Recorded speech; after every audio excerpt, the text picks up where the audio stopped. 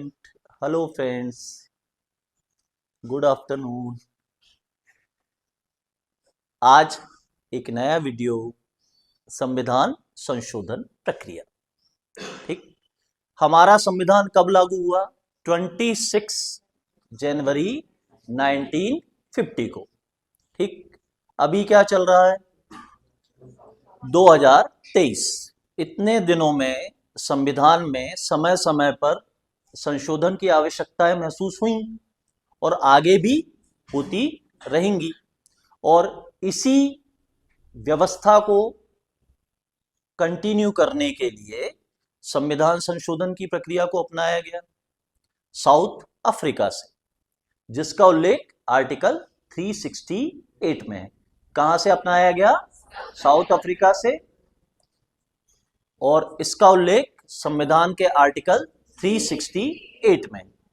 आपने संविधान की विशेषताओं के अंतर्गत एक सेंटेंस सुना होगा कि भारतीय संविधान कठोरता और लचीलेपन का समन्वय है। सुना है? ठीक, कठोरता और लचीलापन क्या? एक्चुअली संविधान संशोधन की 3 प्रोसेस हैं। ठीक, ये लचीलेपन से कठोरता की ओर लगातार बढ़ती है। कैसे? पहली प्रोसीजर, संसद के साधारण बहुमत से संशोधन। बिल्कुल इजी प्रोसेस है। साधारण बहुमत मतलब मान लो 100 सदस्य हैं, 49 पक्ष में है, 51 विपक्ष में है, तो प्रस्ताव निरस्त हो जाएगा। या इसका उल्टा कि 51 पक्ष में है, 49 अगेंस्ट में है, प्रस्ताव पारित हो जाएगा। Simple process. लचीलापन है या नहीं है? ओके। प्रोसेस नंबर 2, संसद के विशेष बहुमत से संशोधन। कठोरता बढ़ी। विशेष बहुमत मतलब उपस्थित और मतदान में भाग लेने वाले 2/3 सदस्यों के बहुमत से संशोधन। ठीक है। और प्रोसीजर नंबर 3 और कठोर होगी। कैसे? जैसे अभी जीएसटी बिल पारित हुआ ना, बड़ा जोर शोर से आधी रात को संसद का सत्र बुलाकर स्वर्गीय श्री अरुण जेटली जी ने जीएसटी बिल को लागू करने की घोषणा करी। तो तीसरी प्रोसीजर, विशेष बहुमत प्लस आधे से अधिक राज्य विधानसभाओं की सहमति से संशोधन। कठोरता बढ़ गई, अपने चरम पर है ना? तो पहली प्रोसीजर क्या है? संसद के साधारण बहुमत से संशोधन। दूसरी प्रोसीजर क्या है?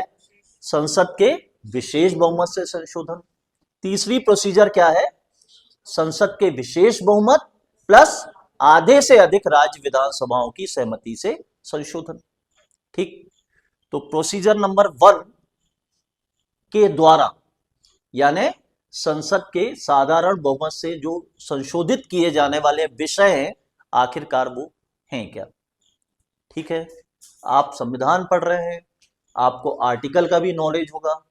तो सबसे पहले आर्टिकल नंबर 2, 3, 4। आर्टिकल नंबर 2, 3, 4 मतलब राज्य के नाम अथवा क्षेत्र अथवा सीमाओं में परिवर्तन संबंधी विधेयक।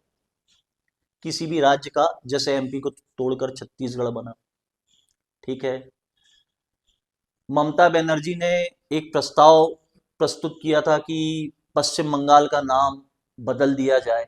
यदि इस तरह के विषय आते हैं तो सीधी सी बात है, राज्य के नाम, क्षेत्र या सीमाओं में परिवर्तन संबंधी विधेयक जिनका उल्लेख आर्टिकल 2, 3, 4 में है, इन विषयों को सिंपल मेजॉरिटी से यानी साधारण बहुमत से संशोधित किया जा सकता है। ठीक, point number 1। Point number 2, article 5 to 11 और 5 से 11 में क्या है आपको बेहतर मालूम है? नागरिकता संबंधी प्रावधान, नागरिकता संबंधी विषय। ठीक है, तो नागरिकता संबंधी विषय जो है वो 1955 के एक्ट पर आधारित है, सबको मालूम है। और अभी हम वैसे भी वो टॉपिक पढ़ नहीं रहे हैं। ठीक है ना? तो नागरिकता से संबंधित कोई भी यदि संशोधन करने हैं तो वो भी सिंपल मेजॉरिटी से हो जाएंगे। 2 चीजें होगी, आर्टिकल 2, 3, 4, आर्टिकल 5 to 11। अगली चीज है आर्टिकल 106 और इसके लिए ना ये इतनी इंटरेस्टिंग चीज है, इतना इंटरेस्टिंग सब्जेक्ट है कि इसके लिए पक्ष और विपक्ष एक पल में फैसला करते हैं और संशोधित कर देते हैं, क्योंकि ये सांसदों के वेतन भत्तों में वृद्धि या कमी से संबंधित, इसमें कभी विवाद नहीं होता है। ये विषय जो होता है निर्विवाद रूप से पारित हो जाता है, क्योंकि वेतन भत्तों की बात है ना, कभी कम नहीं होता है, बढ़ता है। ठीक है ना। तो तीसरा विषय मैंने क्या बताया, सांसदों के वेतन और भत्तों में वृद्धि या कमी से संबंधित विषय। ठीक। अब चौथा विषय जो आएगा, वो है एसएलसी, स्टेट लेजिस्लेटिव काउंसिल। याद आया?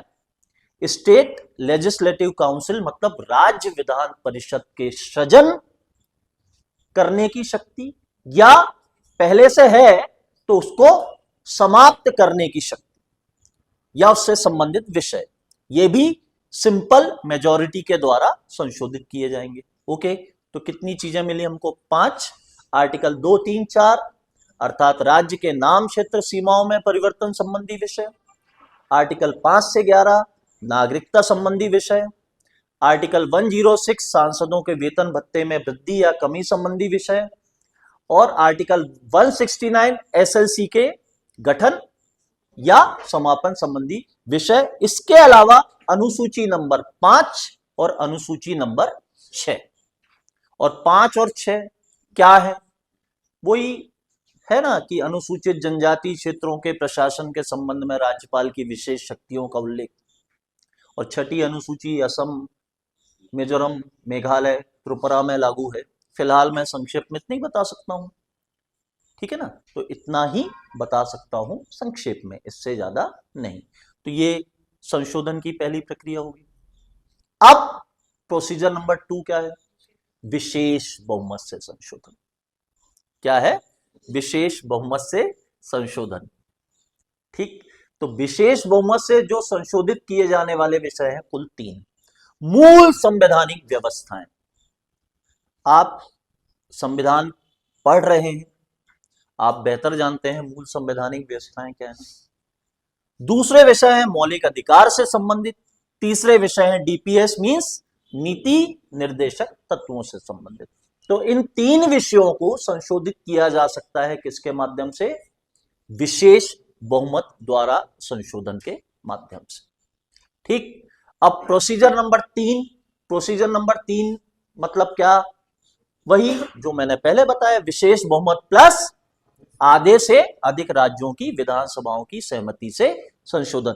तो इसके माध्यम से जिन विषयों को संशोधित किया जाता है, नंबर 1 राष्ट्रपति के निर्वाचक मंडल और निर्वाचन प्रक्रिया संबंधी विषय। ठीक है। राष्ट्रपति का जो इलेक्टोरेट होता है आपको मालूम है, उसमें कौन कौन शामिल होता है? राज्यसभा, लोकसभा, विधानसभा तथा दिल्ली और पुडुचेरी के विधायक। केवल elected member, nominate member Rajya Sabha के भाग नहीं लेते हैं। इसमें इस मींस जो राष्ट्रपति की इलेक्शन प्रोसेस है उसको भी चेंज करना है, तो ये विषय संशोधित होंगे थर्ड प्रोसेस के थ्रू जो मैं बता रहा हूं। तो पहला क्या हो गया? राष्ट्रपति का निर्वाचक मंडल और निर्वाचन प्रक्रिया में संशोधन संबंधी विषय। ठीक है। फिर हमारे यहां 28 राज्य हैं। अलग अलग राज्यों के लिए हाई कोर्ट्स भी हैं। कई सारे राज्यों के लिए एक ही हाई कोर्ट है, कई सारे राज्य और केंद्र शासित प्रदेशों के लिए हाई कोर्ट है। यदि किसी नए हाई कोर्ट का गठन करना है या किसी पुराने हाई कोर्ट को समाप्त करना है, यह विषय भी इसी प्रक्रिया के थ्रू संशोधित। ठीक है। तो हाई कोर्ट के गठन या समापन संबंधी विषय। इसके अलावा ये जो प्रोसीजर हम पढ़ रहे हैं, हम कौन सी प्रोसीजर पढ़ रहे हैं? संविधान संशोधन प्रक्रिया। यदि इस प्रोसेस में भी कोई परिवर्तन करना है तो वह भी इसी प्रक्रिया के थ्रू संशोधित होगा। इसके अलावा अनुसूची नंबर 4 और अनुसूची नंबर 7 के विषय। अनुसूची नंबर 4 क्या है? राज्यसभा की सदस्यों से रिलेटेड है। अनुसूची नंबर 7 सेंट्रल और स्टेट के बीच पावर डिस्ट्रीब्यूशन की बात करती है, जिसमें संघ सूची है, राज्य सूची है, समवर्ती सूची है। इससे संबंधित विषयों को भी संशोधित किया जाएगा प्रोसीजर नंबर थ्रू के माध्यम से। तो ये 3 प्रक्रियाएं हैं संविधान संशोधन की। आया समझ में? ठीक है, आया समझ में तो ठीक है, नहीं तो अगले बार हम देखेंगे। Okay, thank you very much.